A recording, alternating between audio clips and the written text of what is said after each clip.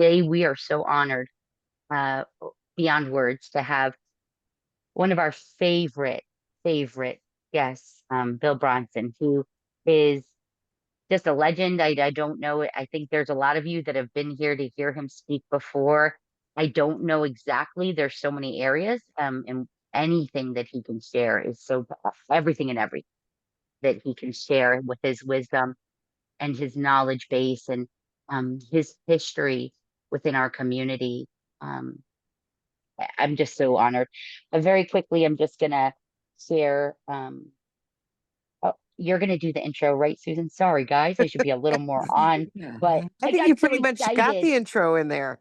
I got so excited when I just got to see him today, so I was just super excited. But I would like to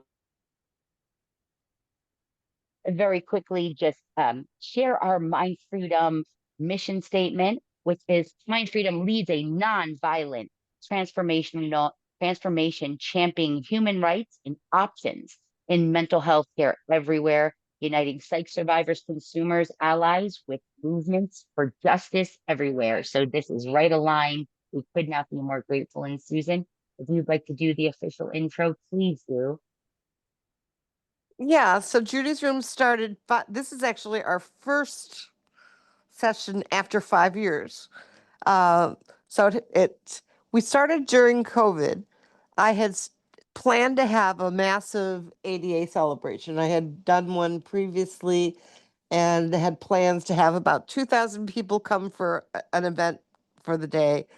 Uh, and so I had all this energy, people volunteering and money raised and everything, and COVID hit. So I Mm. was like, now what? Now what do we do? What do we do with the energy and what do we do with the money and everything else? So I decided we would have 90 days. I didn't decide on 90 days initially. It ended up being 90 days of Zoom calls where I invited different people to come and speak. Had all sorts of different people coming from all different walks of life talking about disability. But the one that was the most popular of all of them was one that we did about Judi Chamberlain. And that one actually had twice as many people. I mean, we almost, that's the only one where we had a capacity of 100 people in the room, where we were right at 100 all the time. So if somebody left, somebody new would come in right away. So we had like 100 people in the room almost the whole time. So I said, well, if Judi Chamberlain is this popular, then I'm going to build on that. And so Judy's Room came out of that right away. Uh, First Wednesday of each month is when it's always been, 6 o'clock Eastern time. And it started off just mostly me. Scott Cooper helped some to get some people involved. And we did it every week. And then after about a year, Mind Freedom approached me and said, "Can we come in with you?" And I said, "Sure." And so Mind Freedom did that. And then in the last year, the Disability History and Culture Collective has sort of joined in with I Love You, Lead On, and we're just becoming a bigger, happy family. And I don't Absolutely. I don't think Bill was one of the people that we did during those 90 days. I don't know how that happened, but I know Bill was one of the we did that fall. And I think this is the third, maybe the fourth time you spoke for Judy's Room. And it's always to a sold out house. Very. Everybody can't wait to have you speak. I apologize if I don't live up to the ideas of my comrades. I just, amble along as I was telling you all. Um, we're in an extraordinary moment that none of us have experienced before, ever. We really are desperately threatened by a cruel, dehumanizing, stupid, money-driven, a group of fascists that have enormous ability to alter our economy and to use a whole variety of illegal methods in order to terrorize and overcome our day-to-day lives. And none of us have had that experience unless you grew up in Europe and experienced what that was like with the Second World War, you know. Um, I'm 86, and in this last quarter of my journey, I have two projects that are absolutely critical to me that kind of grew out of all of my lifetime experience. One of them is my book, which is called Public Hostage, Public Ransom: Ending Institutional America. And that book is the story of how I helped coordinate the federal class action lawsuit for crimes against humanity that were being administered by the state and the governor of New York in order to administer Willowbrook State School, which was the largest concentration camp of its kind for people with special needs in the country. Of course, there was one, two, three, in many instances, four similar concentration camps in every state in the country. And so the battle around addressing the evil of Willowbrook really was an opening in order to spread the class action lawsuits to more than 37 states in order to shut these monstrosities down. The book, however, is a universal book in the sense that it is not just people with disabilities in the normal way in which we think about disability, but the fact is that all of us in the last part of our lives are going to become labeled and dependent and wind up, because of the economic policy in America, in nursing homes. And the nursing home system is entirely funded by Medicaid, and Medicaid is becoming more and more privatized by the private equity company, to the extent that the people in these institutions that range up to maybe 200 or 300 people down to 6, 8, 10, 20 uh, are essentially more and more being privatized, so that we're close to 70% of the financing of the nursing home industry in America, all owned by the private equity company. That is the stock and the economic system, which Trump and his crowd essentially are aligned with. So we have to end institutionalization. And in order to end institutionalization, we have to change Medicaid financing from long-term care to what I call lifetime care, so that we plan ahead of time for each of us with our intimate circle in order to deflect us from institutional terminus. So 100% of the population is going to have a disability. 100%. We're not just talking about a small sliver of the population, which essentially represents people with mental retardation and cerebral palsy and autism and cystic fibrosis. I mean, the medicalized conditions. The other piece that is important is our language. Our language is crucial in reflecting our understanding of what we're dealing with. When we talk about healthcare and we refer to our medical delivery system, we're not talking about healthcare, because our system doesn't generate health services. It's a medical market system that essentially sells and commodifies interventions and services in order to make money. The object is to make money, and money is the root of the destruction of American health.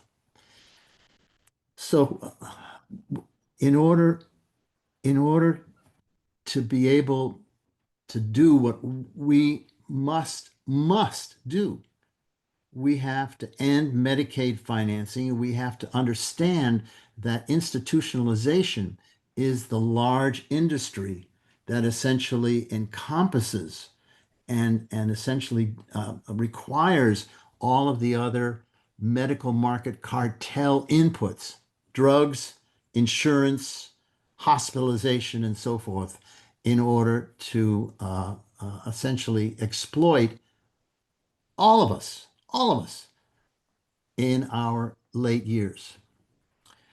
So the book is an attempt to take the story of the corruption that was Willowbrook, the inhumanity, the death dealing, the violence, the squalor, the wretchedness that essentially was administered by the governor and the state of New York, the Department of Mental Hygiene, and carry that story through to the second part of the book, which is called The Ransom. The Ransom is Medicaid. And essentially to explain that if we don't do something to change the nature of medical financing in America, that we will all suffer this ignominious end to our lives. And you know, I just lost my wife a week ago. She just had Parkinson's and she died. And we were together for 35 years. And I'm just I'm devastated because all of a sudden you're aware of the fragility. I mean, the exquisite fragility of our relationships with the person that we love the most, that's closest to us, that living with us or living around us, that we share meals with, that we share theater with, that we share movies with, that we share laughter with, that we watch baseball games with, whatever. And that that loss, until you've experienced it, is remote and just will not fall upon you until it does. So all of us are pretty much advanced in years here on the call. And so I'm sure many of you have lost a critical loved one and know what the grief is like and how it haunts your life episodically or continuously. So the importance of ending institutionalization has been an agenda of mine since I got into my internship and my residency at Menninger's School of Psychiatry. There has been enormous convulsions in the disability movement as it has modernized and become more and more an anti-institutional force in America. A, because it essentially pollutes and intoxicates the entire population. Secondly, it essentially privatizes something that needs to be a public good and a public right, a public utility. The healthcare delivery system needs to be a public utility, like the gas company or like the transportation system in our societies. It belongs to everybody, and we have to own our healthcare population single payer system. We can't have it owned by corporations. We can't have it primarily funded, and billed to corporations. The inhumanity of that is absolutely unacceptable. Unacceptable. And so the question is, how do we marshal the strength? Where do we gather the capacity collectively to understand that what we're really talking about is a transformation of society, where we essentially believe that we need to take care of each other intimately, intimately. Our society is very combative, very competitive, very dehumanizing, partly because we're commodified and we don't even realize that consciously, that the fact that we are economic entities in the society, which is aggravated by the way in which our medical market system operates, which is the universal delivery system in our entire culture. Nothing compares with the magnitude of the way in which the medical market system touches all of us. All of us. So that dehumanization, that we incorporate into our daily lives, that sense of being on our own, that illness is a liability that you don't want to let people know, whether there's something wrong with you, because your value automatically kind of goes downhill if people think that there's something wrong with you. Because something wrong with you means that you're not a competitive commodity and that it could be catchy. If you sneeze, somebody else may get what you've got. So the importance of understanding the politics and the policies that define and and essentially operate our medical market system, which we should never call a healthcare delivery system ever. The language is misrepresenting what we really experience. We have a medical market system that essentially is owned and controlled by three or four major cartels: pharmacy, insurance, hospitals, and medical equipment. Then the other part of that is that the majority of caregivers are people like me, old white guys, gray hairs, wealthy, wealthy, and arrogant. And essentially, our first patient was a cadaver. That's why we refer to people as patients, because I spent my first year laboring over a dead person, identifying various parts of their body and kind of peeling them apart. But essentially, it integrates a very poignant prototype into our consciousness, whether we're aware of it or not, that we are dealing with a caseload of imminently dead people, because that's the way we started. And it's very hard to flush that bias, that prejudice, that that belief out of our system. So one of the things that has to happen, I mean, so the second big thing that I'm doing is that I sat together for 1 year every Saturday for 2 hours. I may have told you this before, but it warrants going over it one more time, with 40 of the most extraordinary people that I know in the United States, to imagine a healthcare system, the most imaginative, the most powerful, the most human, the most loving, the most intimate system that we could possibly imagine. It was systemic wide. And essentially, we put all of that into a website called ourhealth.pub.public, ourhealth.pub. And it is a, a system model that essentially calls on having people have access with no payment at the point of service to anything they need, anywhere, anytime, from any licensed professional in the state of California. In addition to that, we need to pay out upfront all medical debt. If you have $1 in medical debt that you're struggling with, we need to pay that out so that nobody owes $1 in medical costs when the system is put into place.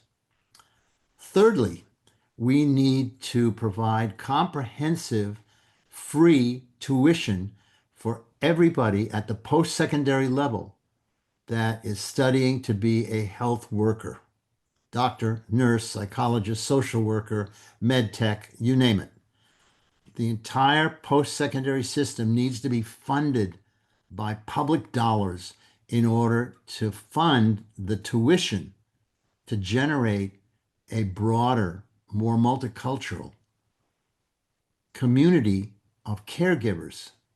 For example, the rarest and the most precious product that we need are ordinary caregivers. People that come into your home, they don't have needles, they don't have, they're just ordinary people, but they feel, they identify, they empathize with you as a family member. They touch you differently.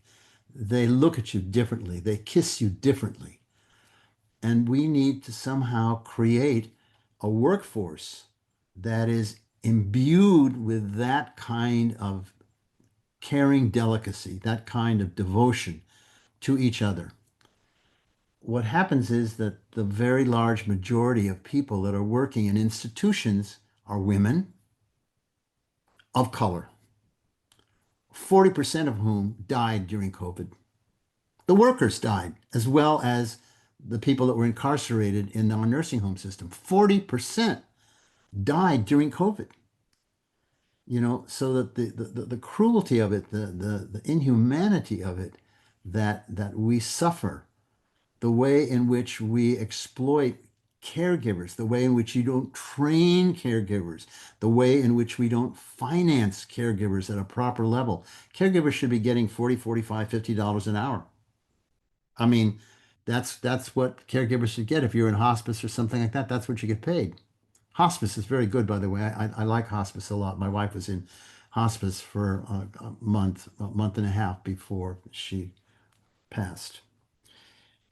So we're in a situation where collectively we have to share a deep insight into what a health, population-based single payer healthcare system is all about. What single payer means is that everybody essentially is funded by a tax fund, of which currently 75% of every medical dollar that is spent in America today comes from public sources. 75%.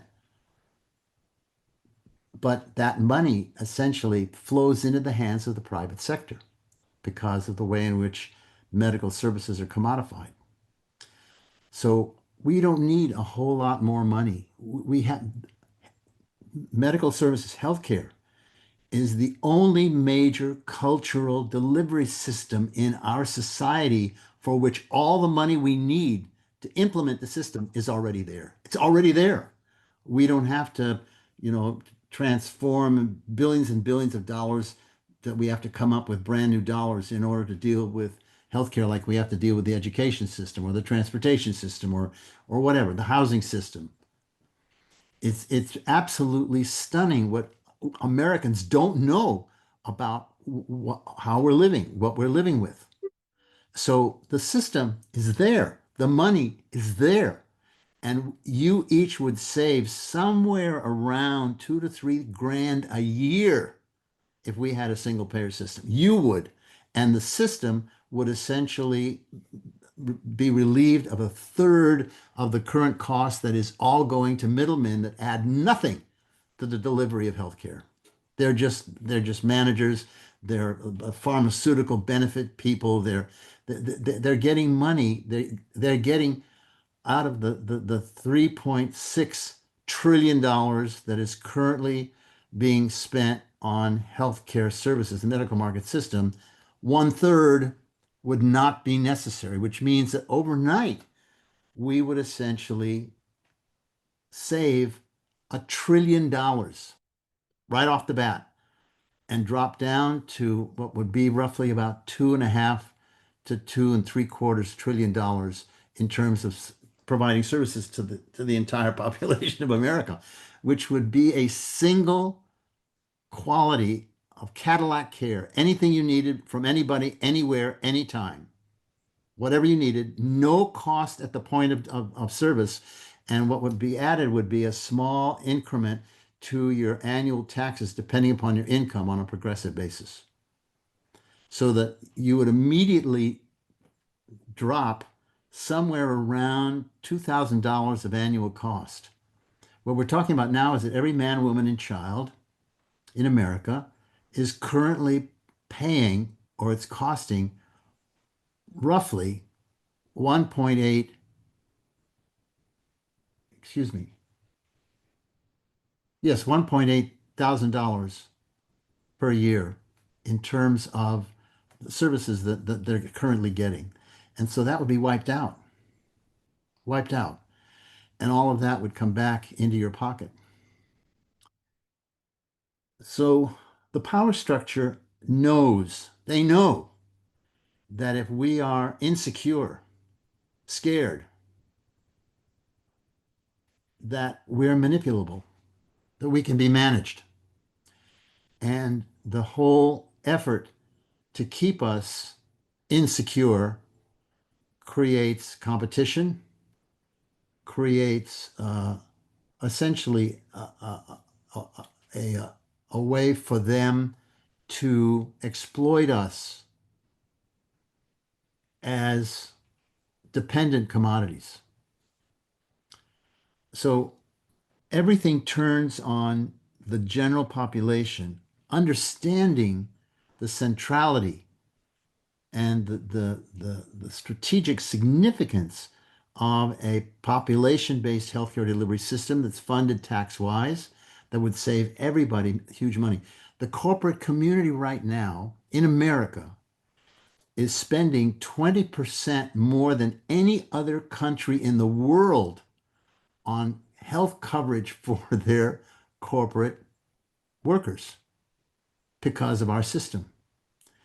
If we had a universal single payer system, that 20% would vanish, and the corporate community that supports the opposition to single payer would essentially benefit by not having to spend that 20%. Why do they do it? Why, if they know that they could save all that money, what is more important to the corporate community than money?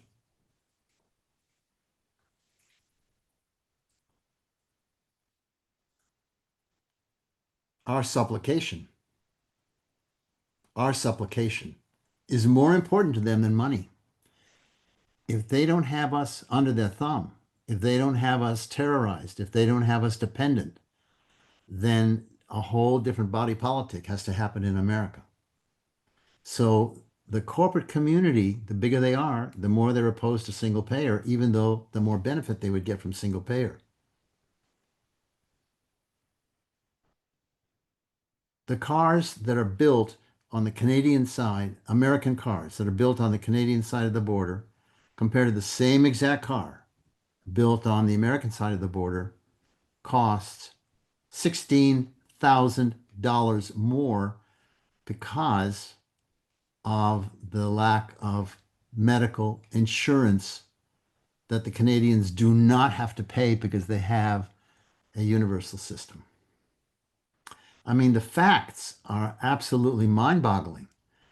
And you have to raise the question, why is there such a ferocious opposition to having a single payer system? Who benefits from the current medical market system? And how much benefit must it provide? How much political benefit, how much cultural benefit must it provide in order to make sure that the big corporations are against the transformation of our healthcare system, which would transform our culture and our relationship to one another?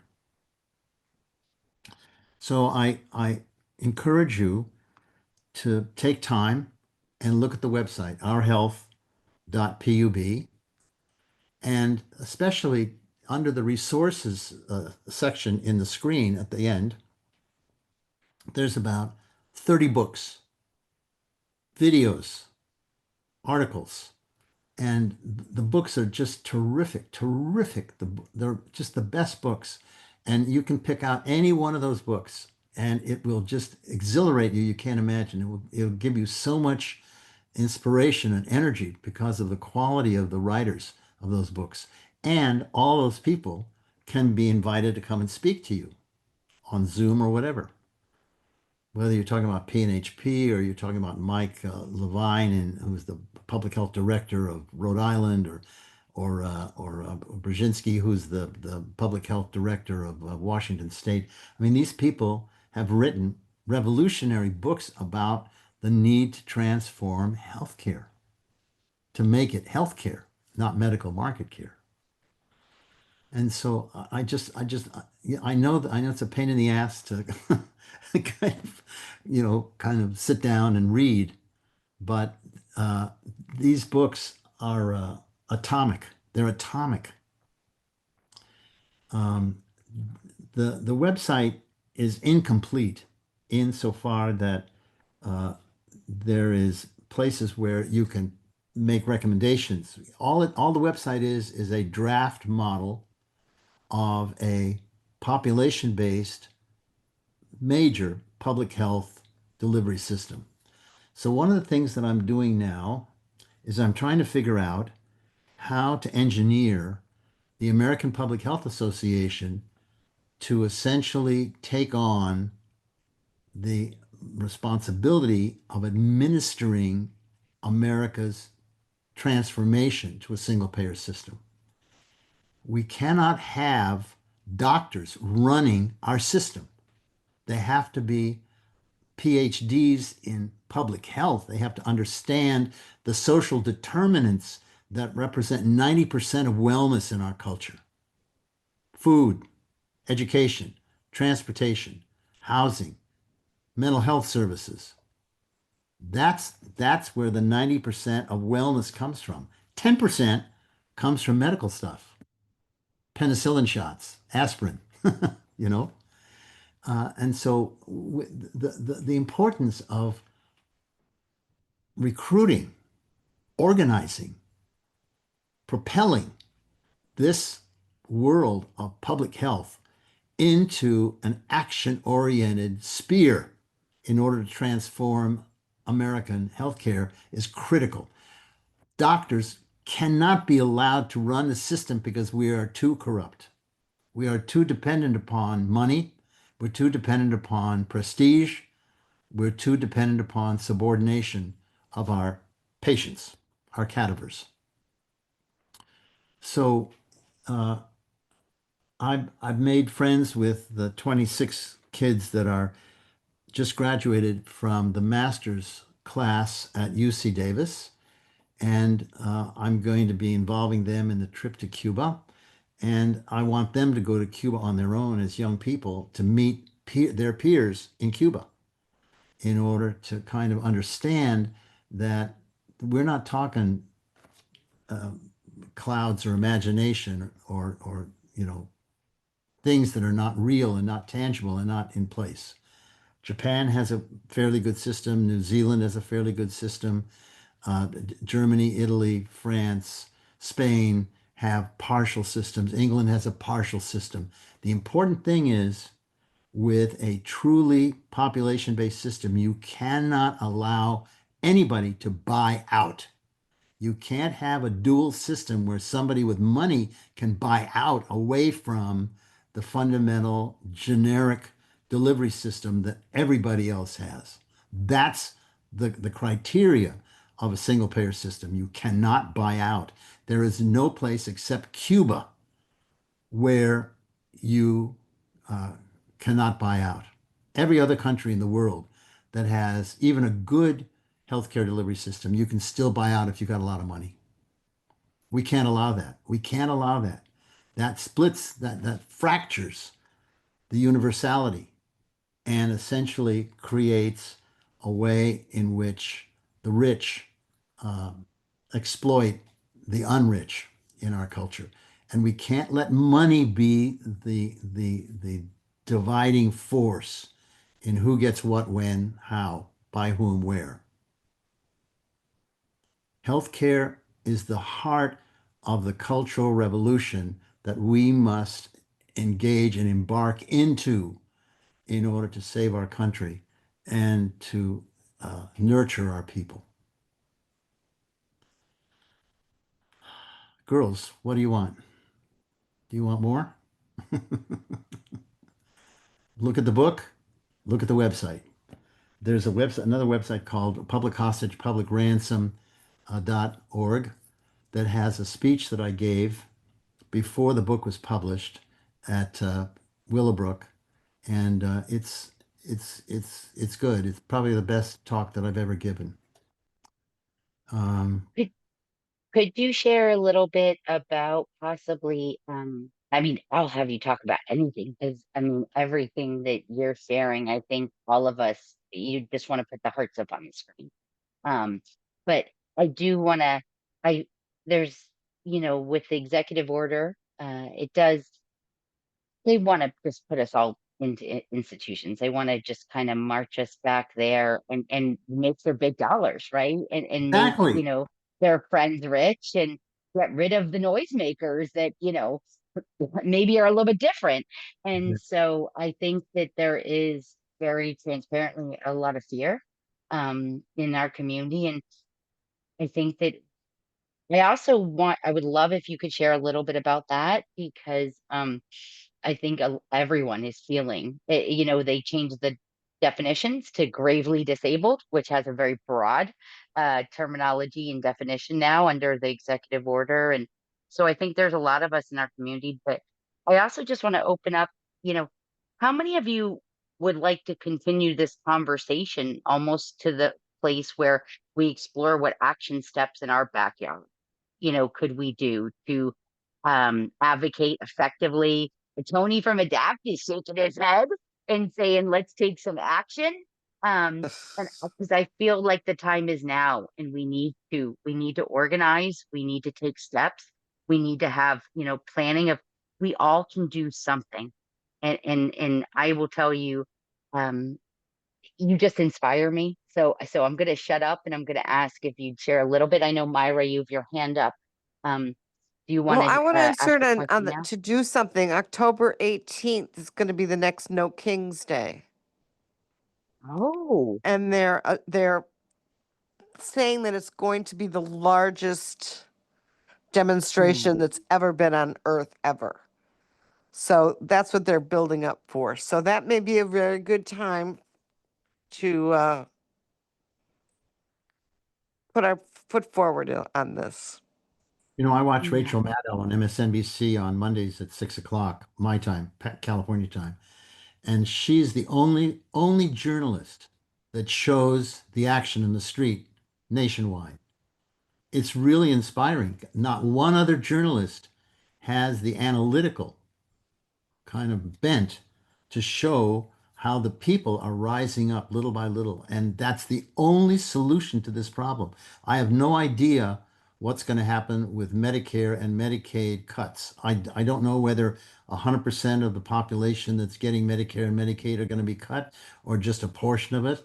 I mean, I'm on Medicare, of course, because I'm that age, and I have Anthem Blue Cross, so that I haven't paid a dime for any services that I've gotten over the last, oh Jesus, you know, years. And I've had millions of dollars of medical services. I've had open heart surgery. I've had two mitral valves put in. I've had bilateral eye cataracts put in. I've had my right hip replaced. I mean, I've had a lot of shit done to me, I haven't paid a penny and I'm doing fine. I mean, I'm a robotic kind of a person, and all of y'all are going to have pieces break down now and then, and you can't be blocked. You can't die prematurely. You can't suffer extensively with just because of the economics of this thing. But it's going to require what you're talking about, which is big demonstrations that are pointed. It's not enough to get on the street and just be on the street. You've got to stop the economy, and you've got to have a program, and you've got to have articulate leadership that have a program. There has to be a program that you're after. It can't just be negative. It has to be positive. Solution-based advocacy, right? You want to present the solution in a positive, proactive way. Always, always. Yeah, yeah, I'm with you. Better, it's better to have a solution than to be able to really detail the problem. Because you Absolutely. detail the problem, you just get depressed and nothing changes. You have to know what you want. What you want, I believe, is a universal population-based, publicly funded, single payer healthcare delivery system detailed in my website, ourhealth.pub. You want to take that to your churches and to your sewing circles and to your bridge games, and you want to have people talk about what it means and what's missing. What would make their lives better if it was in that document. And then ultimately that document has to be turned into law. Well, that's maybe the dialogue that we'll Yeah. have as a follow-up. I'm going to ask if you want to be a part of that. Sure. Dialogue, put your name in the chat and we'll follow up with you because I think there's real teeth in this. And I think having, broader across the country, basis of where we can start in our own backyards is a great way to have those conversations get activated and add to the conversation that they already established. Because, like you said, it's a shell and it's, for the people of the people, and they want your feedback and your input, which is that something that we're ever really asked for? Not usually. So this is an opportunity as well. Myra, do you want to ask a question real quick or make a comment? Yeah, thank you. This is kind of a philosophical question and a legal question both, but I always had this fantasy that if discrimination against persons with disabilities is illegal, then is it not also true that discrimination against people without disabilities should be illegal? And if, because I'm on disability or was, too old now, I'm on Medicare as well, because of age, but I was on disability for years because of a so-called mental illness. And so if I'm entitled to Medicare and Medicaid, why isn't somebody without a disability entitled to Medicare and Medicaid? And I was thinking that might be a backdoor kind of argument for universal, for single payer system, because it seems to me if people with disabilities are entitled to Medicare and Medicaid, then so should everybody else be. Well, I just was curious what you thought of this crazy backwards argument. of course, honey. I mean, of course, of course. There's no such thing as a crazy argument when we're talking about the quality of life. I mean, the reason why that's the case is because the corporate system doesn't want to support the working class. Right, and they don't want me to work. That's why I'm on disability, because if I work, I lose it. So exactly, I agree completely. There's a wonderful book written, a little tiny book written by a woman named Bolton, called Health Communism. And the whole first half of that book deals with your situation. It's brilliant. It's just a fabulous little book. Health Communism by Bolton is her last name. She's a Thank young you. woman who's particularly seriously with a disability, and she lives in Pennsylvania, and she's just incredibly brilliant. And her book is just inspiring. Little tiny book printed in England and New York. Thank you. By the way, that book is listed in the resources drop down at the back end of our health. Everything that we understand, we were able to deal with is in our health. I mean, it's a good thing. It really is a good thing. And it really provides the framework in terms of changing our uh, self-censorship of what things ought to be like because they're not that way. And so who are you to say, well, everybody ought to be eligible? Well, you are America. You are what America would applaud and love. Now, the problem is that we're dealing with a society that comes out of slavery where race is a fundamental distortion of everything, everything. The Latino community, the Asian community, the African American, the Black community, the Native American community, all those communities are second, third, fourth class citizens. That's why they're on Medicaid, because Medicaid is a third class medical payment system, third class. A lot of doctors won't take Medicaid because they don't pay enough rates. The rates aren't high enough. And who decides what the rates ought to be? Well, the executive decides what the rates ought to be, the CDC and the health populations. So we need to rise up and somehow figure out how to seize our government. And the elections are coming up. I don't know what's going to happen here with the opposition, the Republican opposition to in California to Gavin Newsom's plan to increase the number of Congress people in California, Democratic Congress people. But the Republicans are looking to somehow figure out some kind of a lawsuit to block that. So I don't know where it's going to go. I mean, when I was 30, 40, 50, I was in a much better place to know what was going on. I was on the street. I was the position for the Black Panther Party on the Eastern Seaboard with 40 of my confreres. I mean, I've done a lot of stuff, but lately, I'm not sure what to do, and I'm looking for youth, young people, to take our place. And so we need to, everybody here ought to bring somebody under 40 into the next meeting. Just bring one person under 40 into the meeting and say, We'd like you to participate in your future." Yeah, that's a great challenge right there.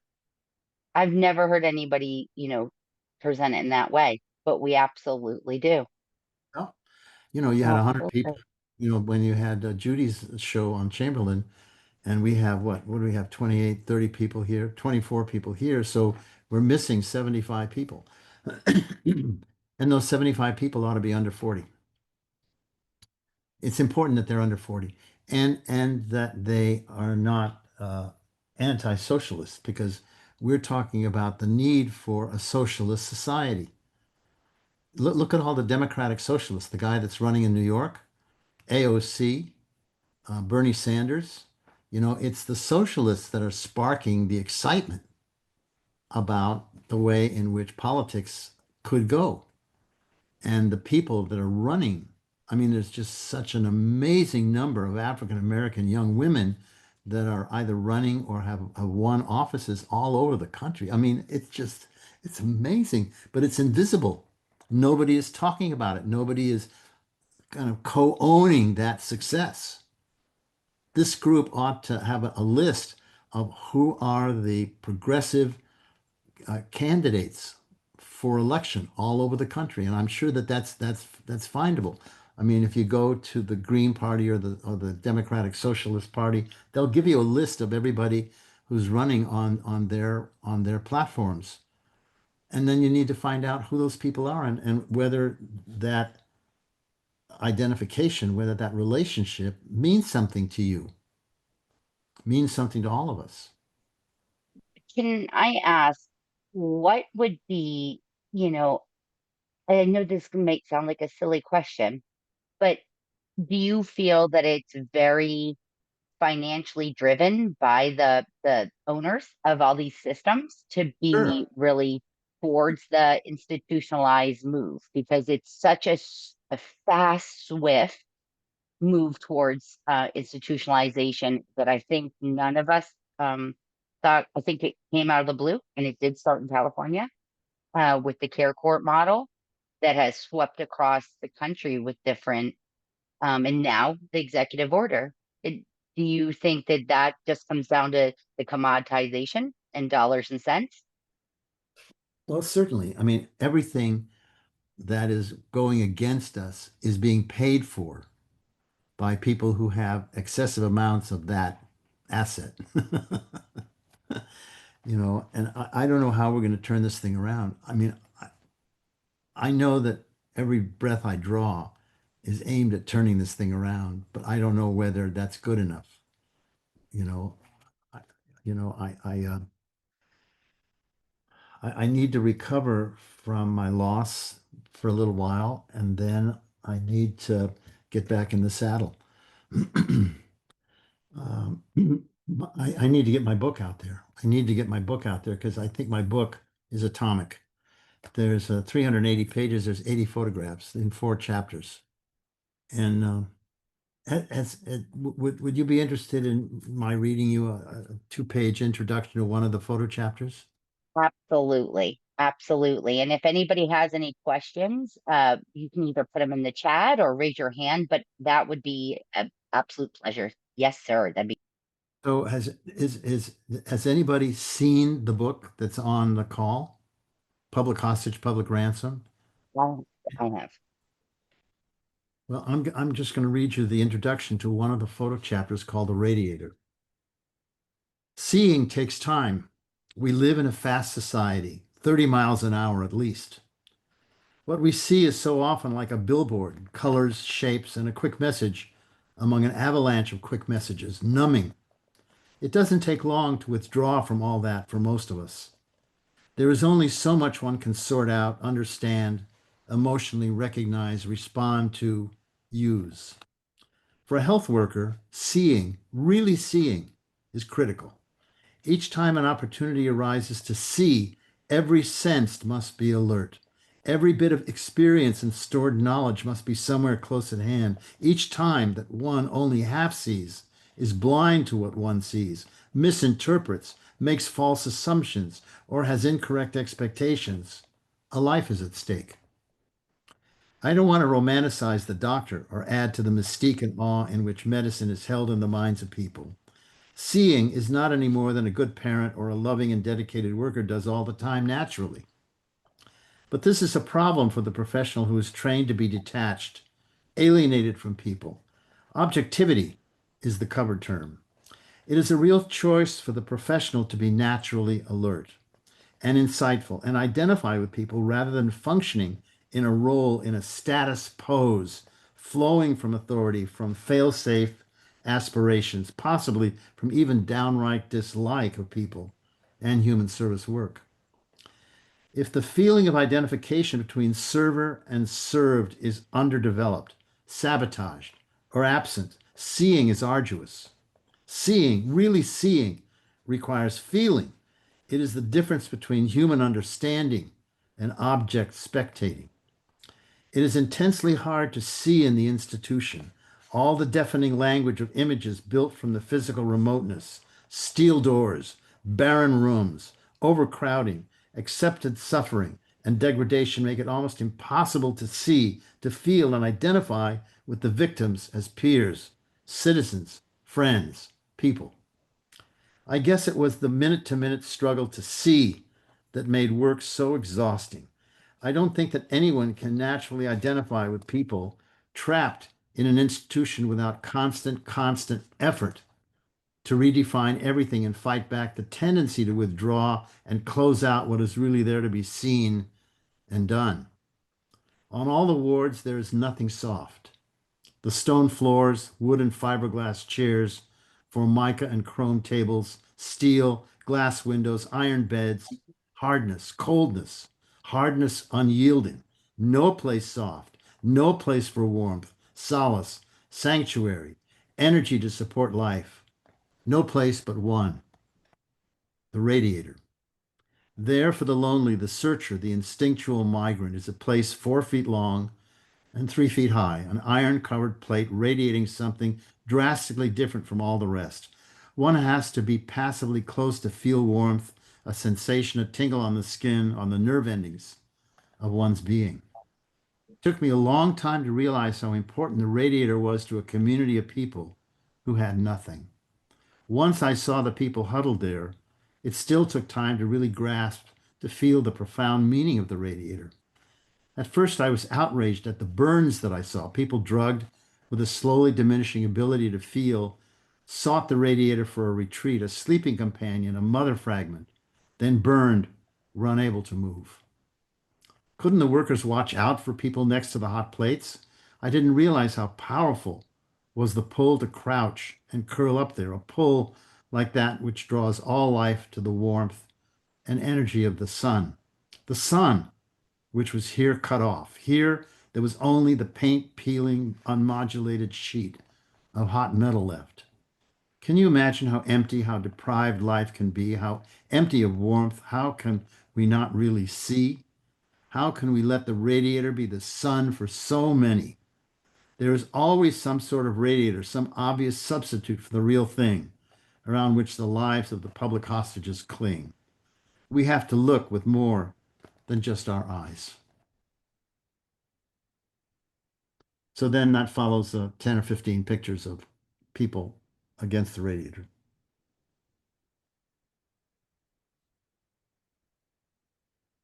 Public hostages. Mm. That's I don't think people can even imagine inhumanity that took place in institutions.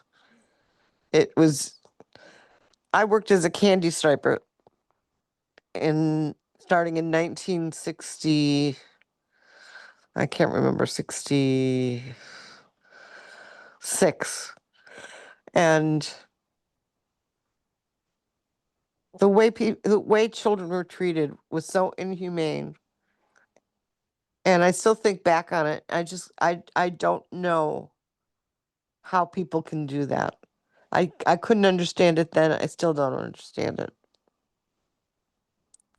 So back in the late 90s, early into the thousands, in New York, there was a facility that I was, an institution I was in, and it was privately owned, and it was supposed to be one of the best, right? Um, it was actually peer advocates that got on the adult unit and called the P&A system and said this is an atrocity, an absolute, because the P&A system had been established, out of Willowbrook, and which is the protection advocacy system. Everybody that we have in our states, that have the right to go and investigate in institutional settings. I don't know that I would be alive today if those advocates had not gotten on, because when we think, just like, because I know the pictures, I know your book and I know the pictures, it may have looked a little bit different, a little more modernized, but the atrocities, the abuse, the sexual, um just it was, there's no words there. In New York even extended the statute of limitations for lawsuits because it was that severe. And you know I am very concerned that we're going right down back to that pipe as Mhm. we ship our kids out of state Mhm. for what we would call, I mean, it's called all kinds of things now. Behavioral health high school is some of the things they're calling it, but it's, they live there. It's institutional setting. Um, there's just so much, and I think it is really scary. And I think that we need to not turn our eye, that it may look a little bit different now, and Mhm. it may not have the same, we may not have the same burns. They actually called it the kissing wall, and it was lighters that you could light cigarette, and everybody burnt themselves with it. The very same as what I'm thinking of with the heaters when it was my day. And so just a little bit different translation because of that warmth, that hug, that warmth, that, because everyone's so dehumanized. So I think we need to really be aware of what it looks like now, because it is happening, and we're literally, sheeps off the cliff being walked, and we're not cases that need to be managed or institutionalized.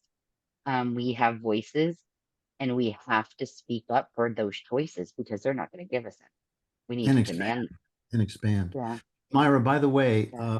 your point is well taken because a single payer system essentially would require that everybody get the same care. So, that's what's so atomically powerful. Let me just say something because it took me a long time to be able to have this insight. But if you're 5 or 6 years old, and because of the lack of any community services whatsoever in the state of New York, you get put into a Willowbrook or a Letchworth or a Brooklyn State Hospital or Broome or whatever. From that minute on, your life is completely empty and routinized, day in, minute out. There's no program, there's no rehab. You're just there in a group of 40 or 50 people in a ward, wandering around, going slowly crazy from the deprivation, day in and day out till the day you die.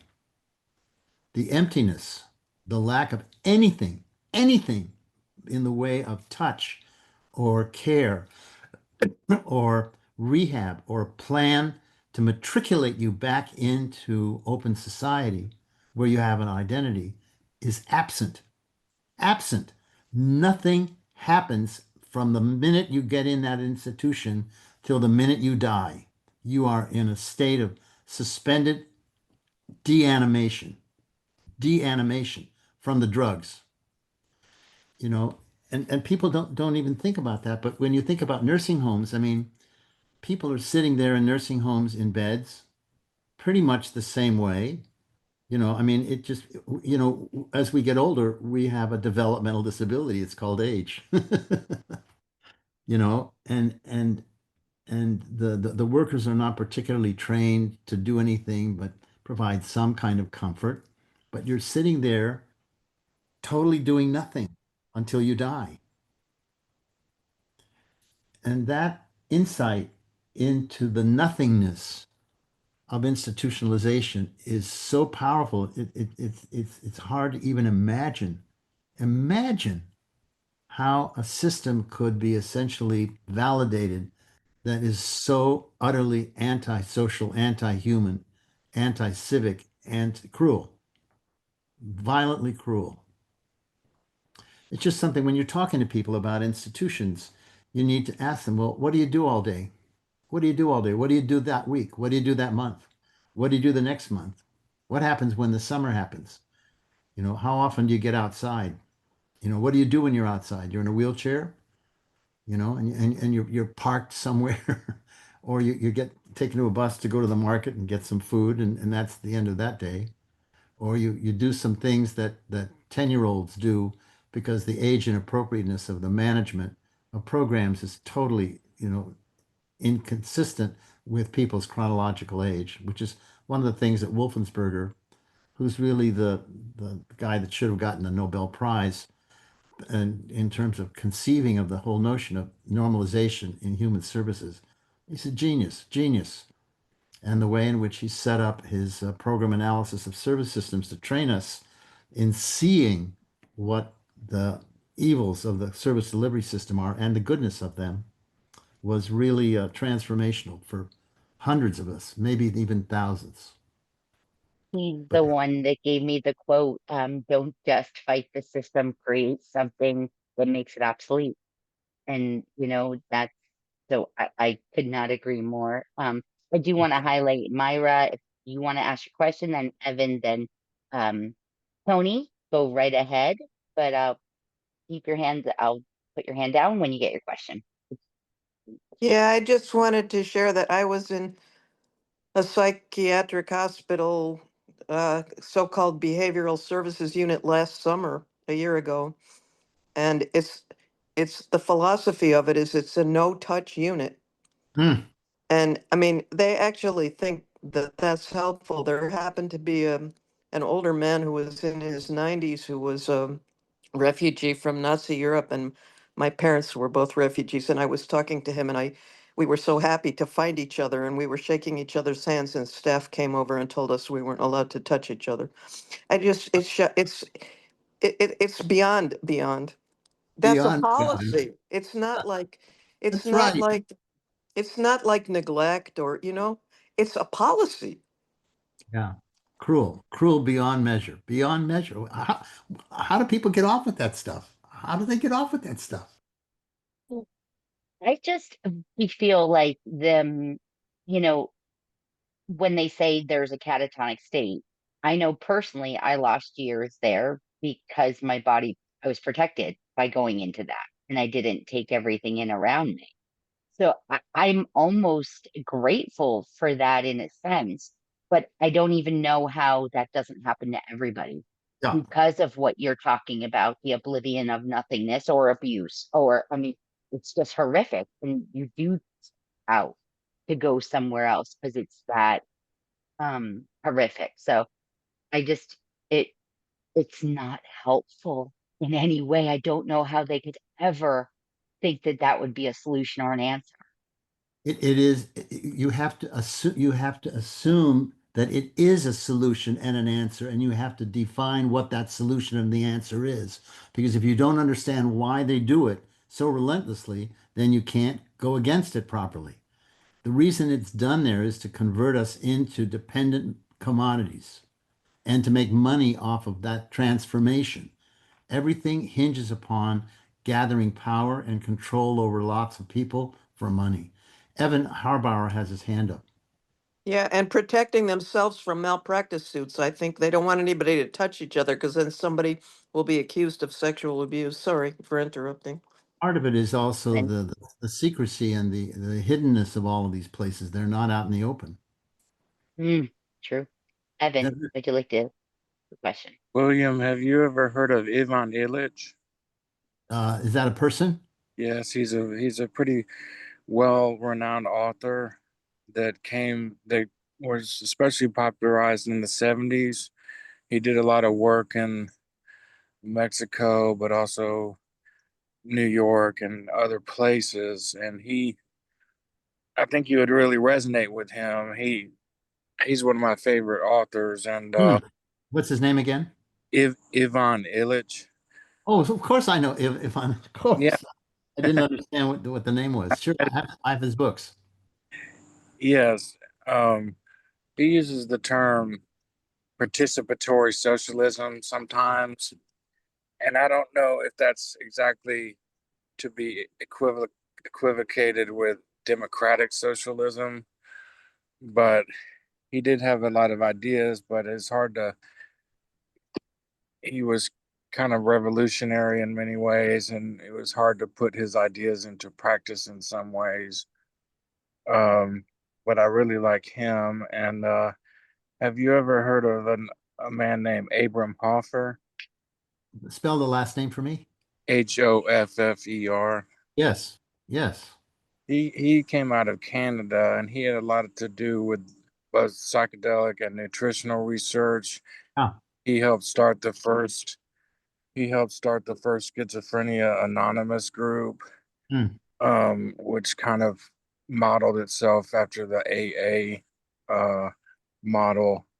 But I read a book of his recently again, um, and it was basically psychiatry in 1950 to psychiatry today, 2007. He published Hmm. back in the 2000s, and he Hmm. was a big nutritional or orthomolecular person. And it when you said earlier that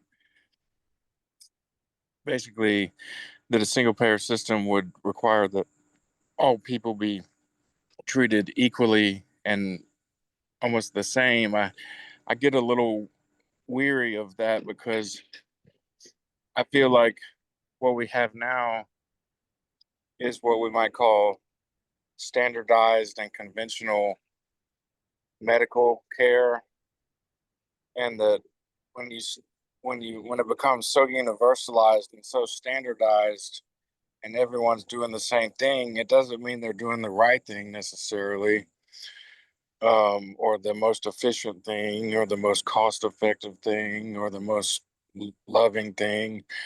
And so I think, but I think bringing in a diversity of providers and caretakers is one way to overcome that standardization that makes everything the ABC 1, 2, 3 way, and that having a diverse array of people like naturopaths or alternative medicine and whatnot, um, is one way to overcome the the kind of standardized way.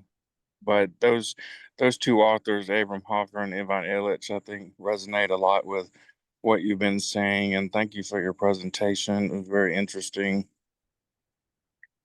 I appreciate it very much, Evan. I hear what you're saying, and there's always that danger of somebody co-opting a system and using standardization as a way of doing minimization.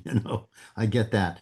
But that's not what they have, for example, in Cuba. I mean, Cuba is all individualized. And what happens is that when you own the delivery system, it changes everything. As long as the cartels own the delivery system, then what they do is standardize in order to maximize their planning for making money. But you're right. This is not simple, and it really requires a lot of conversation, a lot of friendship building, a lot of trust building, a lot of training, a lot of critiques, a lot of organizations like this. This organization needs to grow, and it needs to make alliances with the California Nurses Association, with Physicians for National Health Program, with 1199, with SEIU. I mean, what's amazing to me is how many people and how brilliant books have been written about the correction, and still no correction. Still, we're still struggling, and the things are getting worse and worse because a whole bunch of people voted Trump and his acolytes into office. And these guys are monsters. They're murderers. They haven't been indicted yet for murder, but they are murderers. People are going to die. What Elton, what's his name, the Tesla guy, did with AID is going to kill thousands and thousands of people. And who's gonna indict him for murder? Who's going to indict Trump for murder? Who's going to indict RFK Jr. for murder? Murder. Look what's happening with the expansion of measles. I mean, there are people that are on it, and the demonstrations that are going on every day, everywhere in this country, need to be videotaped. They need to be shared and shown to people, and people need to understand that this is the answer. The answer is going to the street and talking to each other and having a plan for change. Real change. Real change. Guy? Tony? Tony? Thank you. Um, as William was giving his preface to the radiator, it was just reflections. Like, I lived in an institution myself just because of a motor vehicle accident, and the treatment I was receiving there, it's just like back when Penhurst was still open in Pennsylvania. And as you know, like back in maybe 2016, 2017, ADAPT did an action Stop the Shock when they were transferring kids from other states into Boston, into the George Rothenberg Center. ADAPT did a big action against that back in October back then. And as we are still reflecting on our fathers and mothers who have transitioned before us, like Justin Dad, Wade Blake, uh,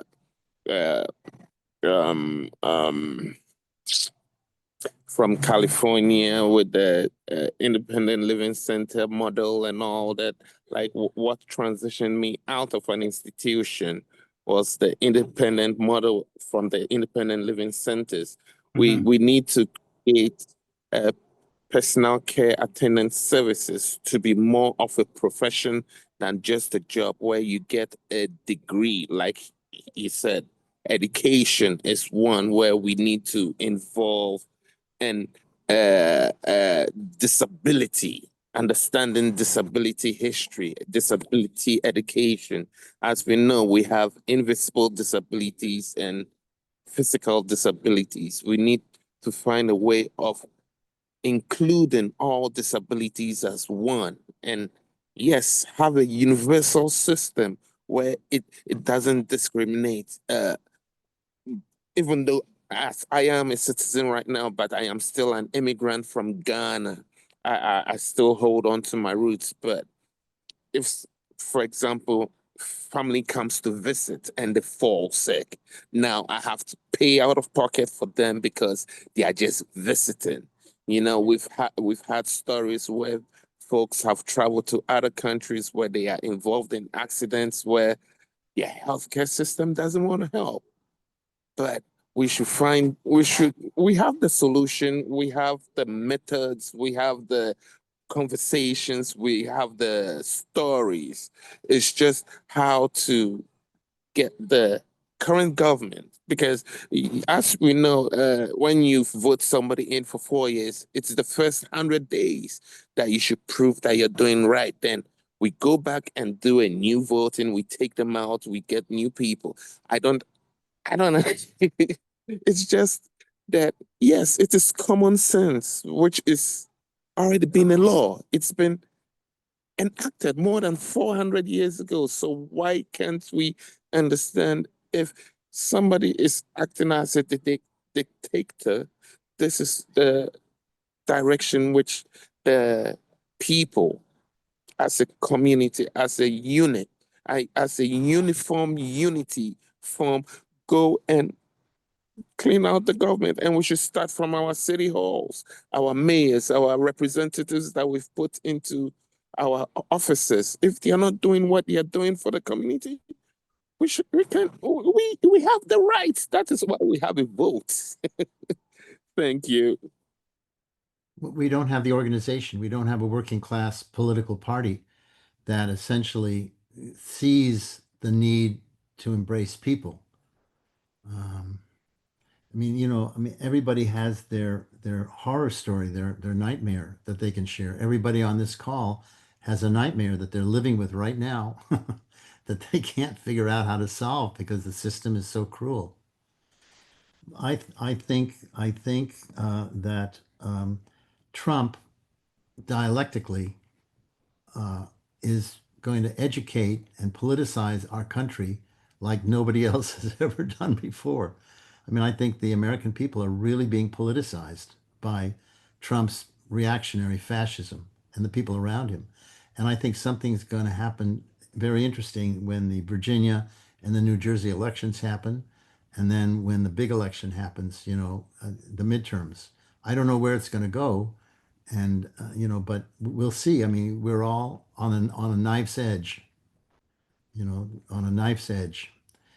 And we need to bring young people into this organization. We need to build a set of spokes between this organization and other organizations with leadership sitting down. We need to have major working conferences that lead to action plans and financing strategies. I mean, there's no alternative. There's no alternative. Otherwise, we're going to be destroyed. We are being destroyed.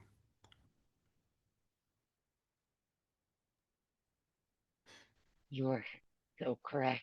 Gosh, and we're all being led straight to the institutions. Yeah. Mm.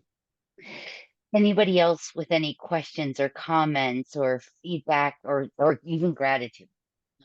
Because I do want to highlight just how grateful we are that you are here, you are present, you are with us at this time in your life. So even it means even more. Evan, look at some of those books at the back of the ourhealth.pub. I think you'll find some incredibly powerful writing there. Incredibly powerful writing. Will's got his hand up. Yeah, Look thank for you, it. William, for this presentation here. So I work in with middle school in an inner city charter school in St. Louis area, and I'm like on the autism spectrum.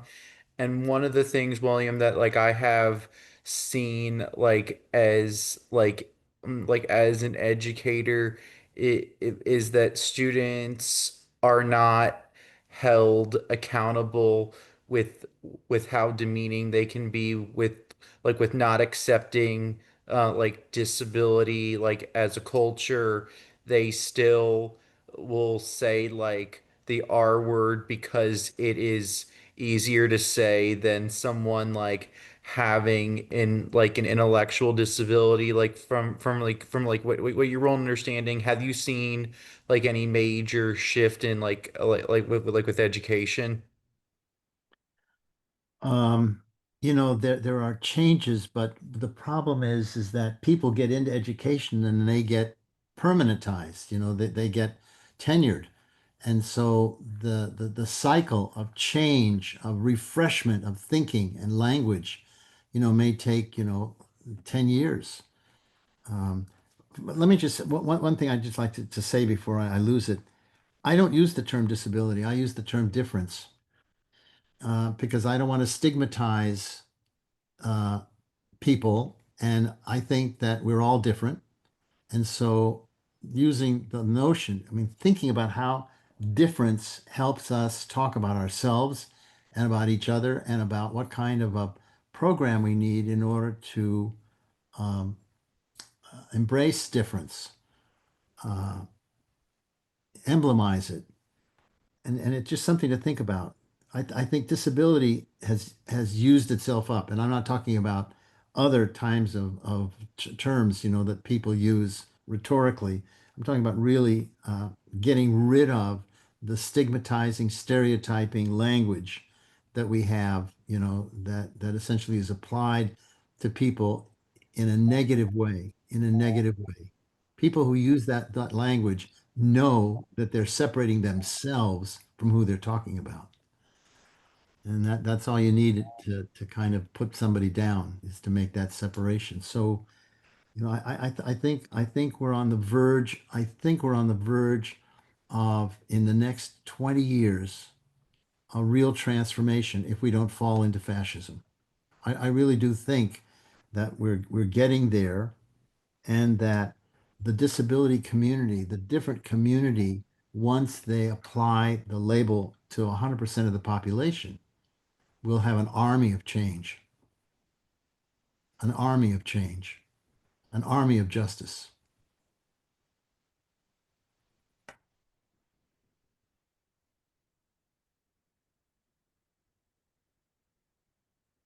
Who I else wants to? love that. Different. I'm sorry. I just love that because I always struggled with the terminology. And so I love, just because we're all unique and different, right? And so yeah, thank you for sharing that. In our health, there is so much unusual stuff. For example, we need to generate healthcare teams for different populations that have different needs. For example, the need for people with mental health and addiction problems, people who are agricultural workers, people who are school related workers. I mean, each of those areas is a whole different society and requires a different set of professionals to work in team and interprofessional relationship in order to provide services for that constituency. They're different. They're different. You can't just put a doctor in anywhere and assume that that doctor is going to not reduce their insight into a medical diagnosis around an anatomic problem. That's just not where health is all about. That's where medical market is all about. Again, remember, 90% of health does not come from the medical community. 90%.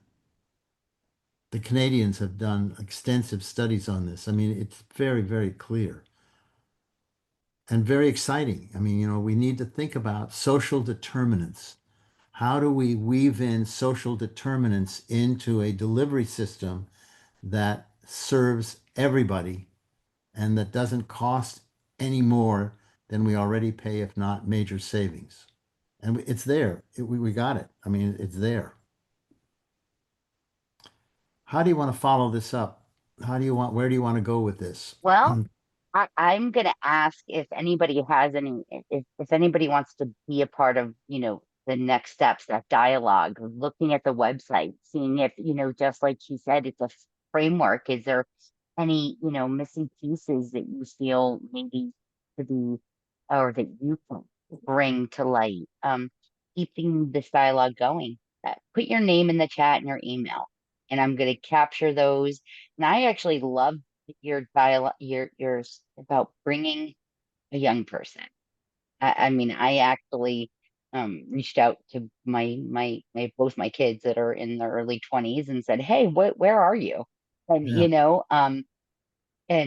so I very much, I'm with you. Think that's I think we missed a generation. We have a lot of people aging out, aging up, and somebody right in the middle. Just to be honest, I'm 43 years old. There's not a lot of even us holding the space in the middle.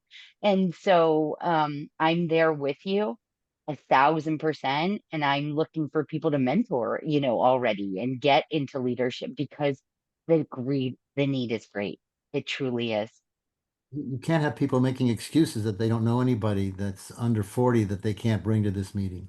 No, there's no excuse. Not at all. That's just shyness. And you got to get over that shyness, because we're dealing with a very dangerous moment right now in history. Yeah, agreed. Agreed. All right. Thank you guys for Bill, putting your names in I've this. been coming to a slow realization that I hope I'm wrong, but so I am dependent upon caregivers, Hmm. and caregivers are underpaid, they're undervalued. I Right. appreciate all that. But I've noticed that there is a there are to me, there's two types of caregivers that I end up getting. One caregiver is honestly a good caregiver, but there's another that I keep getting that know how to appear to be a good caregiver, but very subtly inflict harm. You know, if you need to be turned, they push you a little bit too hard. You know, if something they need to do, it's just a little bit more than what it should be. But it's not so much that you can call them out and say they're doing something wrong, because it's very close to being right. But over time, it sort of erodes and it becomes more, it becomes more painful. But I've noticed that pattern in caregivers. And actually when I think about it, I've noticed that pattern in caregivers 50 years ago. I noticed that there were some caregivers that were mean caregivers, but somehow still were caregivers. Do you think the caregiving draws a certain sort of masochistic, sadist sort of person to it? Let me say that I assign you all to search for the best training centers for caregivers that exist in the country. There are not many of them, or two or three that I've run across, but I don't have a copy of them. TJ and Azzy Hold on just a Hungary. minute. Reza, I'm on a conference call. Can I call you back? This is TJ. Oh, TJ, let me call you back, honey. Yes. So first of all, find where the best training is going on. Secondly, what makes a caregiver different from a doctor? Why aren't doctors also stricken by the same corruption that caregivers are, or nurses for that matter? Well, I So think they probably are. It's just probably they're probably even more skilled covering it up. not necessarily, hon. Not necessarily. I mean, I have this beloved friend of mine who's a physiatrist who's a key officer in the rehab center here at UC Davis, and she just is absolutely mortified at the lack of companionship and warmth and clarity and smartness of many of the residents and interns around her. So I think first of all, we need to find where the best training is going on, because if you're not trained properly, you're not recruited into that training properly. And so the recruitment process, the definition of what constitutes the training, so that you're touching people's feeling. You've got to touch people's feelings about caring. And when they are interviewed, they need to be interviewed in a way that you can somehow see how they relate to their parents, how they relate to their children, how they relate to strangers, how they relate to other professionals. I mean, there's ways to recruit and add people to a training program or to the field that could clean up some of that. What exactly right you're talking about is a certain kind of detachment, a certain kind of egotism and mechanism of how they operate. I watched it with my wife, in terms of who was there and how the different people were dealing with her. It was very dramatic, exactly what you're describing. So there's work to be done. It's enormous work to be done. This isn't a child's play we're talking about. We're talking about a transformation of culture in the society, and we've got to build a way for people to somehow care about each other meaningfully. Meaningfully. And there's parents are the same way. I mean, you've got bad parents that don't instill in their children any kind of warmth, any kind of insightfulness, any kind of empathy. And then you do in some. I mean, you know what I'm talking about. I mean, some people are with it and some people are not with it. And a lot of it has to do with parenting, it has to do with schooling, it has to do with community networks that they're part of, it has to do with their experiences, it has to do with how often they're challenged. Because you get challenged as you grow up to be different, to do the right thing or do the wrong thing or to comply, to obey. This is Tony. This is Tony. In Pennsylvania, we created a coalition with the SEIU Home Care Workers Union.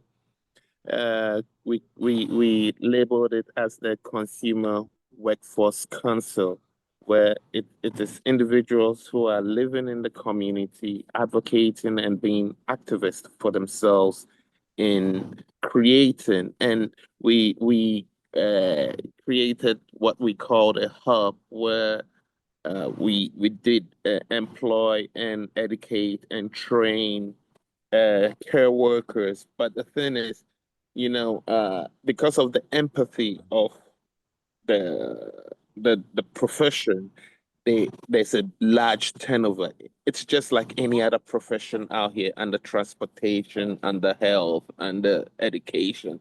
There's this turnover where, like you said, they go out of the country or they are they are they they cannot find a profession, you know, and mostly through home care agencies. What usually happens is if it's through a family or the institution who is taking care of them, where we created this program to transition them into the community, into their own accessible, affordable home integrated in the community. And it's a struggle. It needs more of education and empathetic input. Because yeah, and what happens too is because it's going to be on a one-on-one basis, the consumer and the personal care attendant have the one-on-one training on what the person needs. But age, as we say, is one of the disabilities we have. So eventually you would need something else done to for your assistance. That is where this home care hub training profession where you get a certificate. But it is not in the universal education system, that is the schools, universities, and stuff like that as a profession. That is where we need to build One of the on. things that I've been surprised by is that there's no sort of national registry around caregivers. We have national registries for people who have sexually abused children, but we don't have a national registry of people who have abused Oh my people. gosh, you're right. So if somebody if you get somebody from a certain agency and you actually report them and they get called out for abusing you or abusing your child, all they have to do is go work for another agency. Do you get all of your caregivers from the same agency, Sue? No, what I mean is like my son had a caregiver who sexually assaulted him. We went through the courts and everything. And they found that uh, because of his intellectual disability, he wasn't believable. Yeah. Do So you that caregiver was able to go on and work in other agencies, was Sure. not allowed to continue to work in the agency that he was working in with my son, but he was allowed to go elsewhere. Yeah. It's awful. But that's Do you, other medical too. It's doctors as well that have the same pattern. I know it's maybe more common, but you made me really think about the registry. We should it's just like hotels, we should be able to give reviews of the individuals and say absolutely horrific, blacklist the doctor, and maybe they won't have any more patients if they're abusers or a care attendant or absolutely, and they won't just get to move from agency or facility to facility and continue to abuse.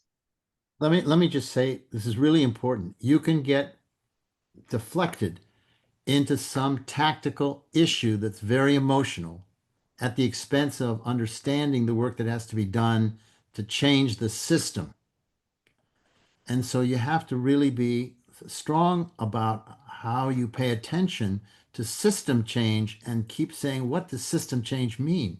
How do we deal with the training of an untold number of people, who have to spend money or whatever, or the agencies? I mean, you just can't assume that you can trust anybody or anything to do the right thing. It has to be thought through, and there has to be a committee. For example, I think that you ought to put three people together from this group in order to track down where the most outstanding caregiver training centers are in the United States. And break this group down into some tasks and have people report back in order to kind of look at some of the issues and questions and challenges that we have. I believe Tony already volunteered for that, or he was just voluntold by me. So, because I know he has a good one. I knew it. I knew he'd be on it. So we got that covered right there. And I do think you're right. It's about coming together with that information Two on the more, different two more people. We need areas. three people so that there's dialogue. Eliana? Well, so my son has caregivers, but our program, I hire them Hmm. and they're put through background checks. Hmm. And I have had caregivers give my son meth, several, in fact, and they were background checked. They made a mistake on one of the background checks, which caused a lot of problems. My son's on 7 different medications. And then and so I really like the idea of, like, how is that person can go out and get another job somewhere else.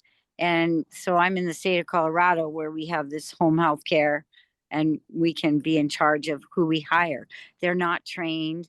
I don't even think they're trained with the guardian angels and the Pasco. I don't think they're actually trained, or need licenses. And my son was also raped twice at inpatient facilities. And the last time they were like, "Oh, we have to tell you something that your son went into a room with someone." Like, she was pretty much dragging him into a room, and they were only in there for a minute, right? Like they completely lied, and there's video cameras everywhere, and there was no accountability. And my son told me, and later on down the road when we talked about it, he said, "Yeah, we had sex, and but it wasn't like it was some girl that was initiating that." I think touch is important, like we were talking about, but that's not appropriate. And then they didn't even test him for any kind of venereal diseases, because a lot of these people in this facility were off the streets doing drugs, shooting up drugs. There could be all kinds of, things going on. But they did tell the next hospital, the state hospital, when they sent him there, they told the psychiatrist there that something had happened, but they lied to me and said it didn't happen, you know.